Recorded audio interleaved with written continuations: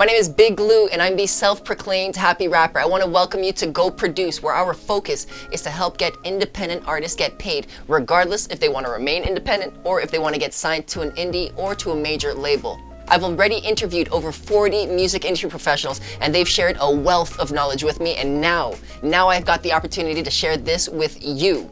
This is part one of a 4-part series of what I'm calling the Start Your Indie Artist Career. I want to thrive just as much as I want you to thrive within this industry. Now, let's make this happen together. This episode specifically is going to cover the beginning of the creative process. Who do you need to be talking to? What kinds of things should you be talking about? These are the steps that I took in order to get myself here, and I'm going to share them with you. One area that I find a lot of artists will struggle with is finding inspiration. A lot of people will say that they have to wait for the inspiration to come and strike them. This is true, and I have felt that. I have felt the muse take over and just allow you to really do what you're meant to do. But if you want to do this as a profession, you have to be able to trick yourself and get yourself into this flow state. How do you do this? Well, there are a couple of different tricks in order to activate it. One way that I do this is by surrounding myself with different kinds of influences. Life itself is very influential, but if you're thinking in musical terms, you can play different kinds of music around you and use that to almost trigger new types of ideas to then implement into your own styles of music. Even before you have your own style of music, you have to take in different styles so that you can build your style. One place that I do this often is thecharts.com. There is a plethora of beats there, different kinds of beats: hip hop, reggae, dancehall, soca, R&B, pretty much anything that you're looking for. If you make beats, check it out. If you're looking for beats, check it out. It's called thecharts.com. Through the roof inspiration here. Find something that you like, download it, and then just start writing to it. Write one line, 2 lines, a couple of verses, a couple of bars. Sooner or later, you will have yourself a chorus, you will have yourself a full song, and boom. Inspiration what? You've got the work done, you've done the work. All right, so you've found a way to find inspiration. If listening to different kinds of music isn't good, look at different artists, see what they're doing. Don't copy them exactly with what they're doing, but find different ways that you can make it your own. Once you've found this, say you found a direction that you want to go in. Now you apply it to a rhythm, to a beat. You can find the beat that speaks to you and you start writing to it, or you can start writing and then find a beat that complements what you're doing. If you're a beginner, I'd recommend looking for a beat before you start writing something, because it's very difficult to match the actual lyric, your body of work, to a tempo that's on a beat, because when producers or beat makers write these things, they write it in such a structure where you're going to want to be able to write accordingly. So your verses are X amount of bars, then you've got your pre-hook, then you've got your hook, you've got your bridge, different components of the song. So it's very difficult to match something that has been written previously and lay it over another song, because it wasn't built for that. So starting off, I definitely recommend checking out thecharts.com, finding a beat that you really like, and then testing your writing ability onto that. Maybe you just write a couple of verses or a couple of bars and you're like, I don't really like this anymore. That's okay, it's part of the struggle, and you're gonna get better until you find something that you really wanna see through to the end.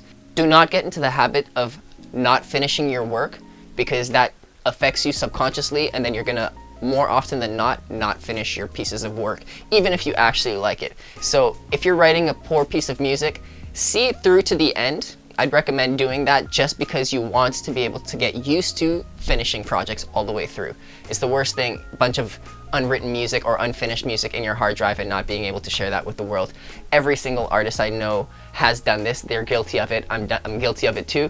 I don't want the same thing to happen to you. So you found your beat, you found your inspiration, you know you've got a direction that you're going in. What you're gonna do from here is you're actually gonna purchase the beat from the beat maker, from the producer, from whomever made it, because you don't want just the MP3, you don't want just the WAV file, you want the stems. The stems are the different components, the different instruments that can be altered when you bring it into an engineering studio or an audio studio, wherever you go, and they can make the song even more for you.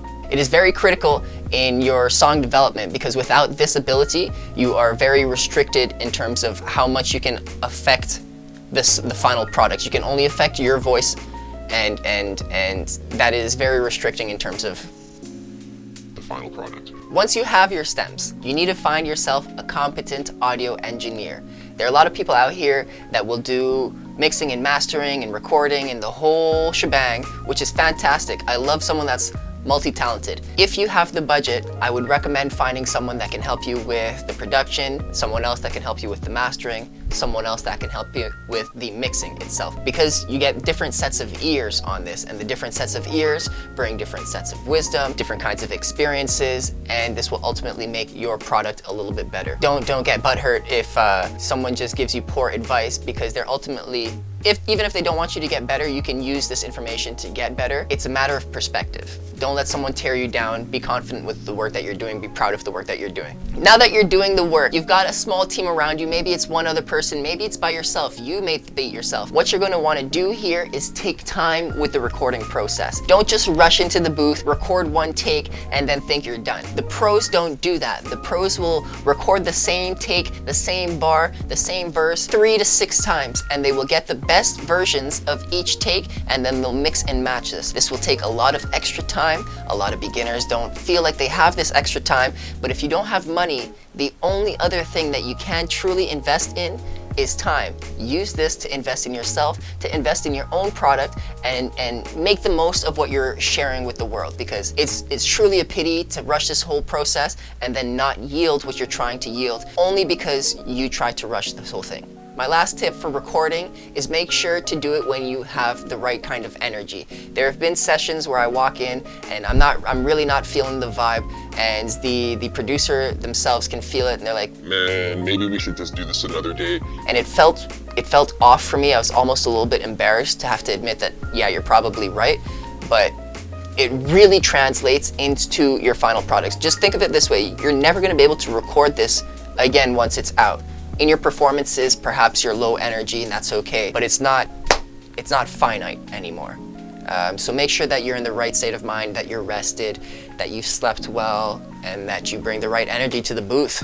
Energy has been brought. The recording went phenomenally well. It took maybe 1 to 2 sessions. That can be around a 3-hour process. It can be a half an hour process. It really depends on you, how prepared you are. There are different ways that you can get prepared to maximize or to make the recording process as efficient as possible. I can get into that a little bit further. If you have any questions, make sure to shoot me those in the comments. Let's assume that the recording is now done. We're moving into the mixing phase. If it's the same person that's working with you, the same engineer, great. If it's someone different, that's totally cool. What I'd suggest to you is to speak to this engineer and ask them what their workflow is like. I personally like to be next to them because I like to share my input, and I also like to learn what they're doing so that I can understand the process a little bit better. Not because I want to be an engineer, just so that I can speak to them and they can speak to me and we're on the same page more effectively. But then at the same time, some engineers prefer to do their work on their own, which is totally fair, and then you just go back and forth and consult on the work until it is completely done. That is something that you're going to want to determine with them at the beginning, because you don't want to step over those boundaries. Remember, you hired them for a particular reason. As the mixing process happens, you're going to go back and forth. A couple of changes will likely happen. If they don't, that's super awesome. Keep that engineer around for the long term, because that's super rare. But when it goes from the mixing engineer to the mastering engineer, if it's someone different, cool. If not, it doesn't matter. But when the mastering engineer is done, you're gonna want to ask them for a couple of different copies of the song. This was news to me because I figured this is done, so let me get my WAV file so that I can share it to Spotify and distribute it properly. But that's not all. You need the MP3 file so that you can share that on radio. You also need the MP3 file so that you can easily share that with other people. After that, those are the full tracks. So you've got the WAV and the MP3 file. You're gonna want the performance tracks, WAV, MP3 as well. The reason you want these is so that you can perform in front of people. We're gonna get more into this in part 4 of this series. You don't wanna have to ask your engineer a month or 2 down the road, Hey, do you still have this? because they will likely charge you more. Do it all in the same go. We're so close. We've got the MP3, we've got the WAV files, the performance tracks, the backing tracks, all of the above. But we're not done. The creative process is far from over. We've only completed one component of this. You've got this song, you've got your piece of work, but how are you gonna put this piece of work out? You want people to see this from all over the world. Well, really depends on what your goals are. Your art no longer belongs to you. It now belongs to the whole world, and it is your responsibility to get it out to them. Whether you want to make this a hobby or a business, that's up to you. But the creative process doesn't stop here. How are you gonna market this? What kinds of tricks and tactics are you gonna use to get this out to the world so that people can see what you've been working on? Outside of marketing, you're also gonna wanna figure out how are you gonna perform this. You don't wanna be the artist that just stands up in front of stage, grabs the mic, and just looks down to the ground and just sings into the mic. That's tremendously boring. It happens quite often, and you don't have to be that individual, although most of us do start there. There are different ways that you can get better. Once again, I did mention we'll talk about performance tricks in the 4th episode, so make sure to check that out. In conclusion, I want to know, what does your creative process look like? It's so different for everyone, and on the show I ask so many of my guests, and every single time I get a different response. Let me know what your creative process looks like. Let me know in the comments. Let me know in the Facebook group. If you like this, make sure to subscribe. In 2 weeks, we've got part 2 of the Start Your Indie Artist Career. Make sure to be there. We'll see you there. My name is Big Lou. Ooh!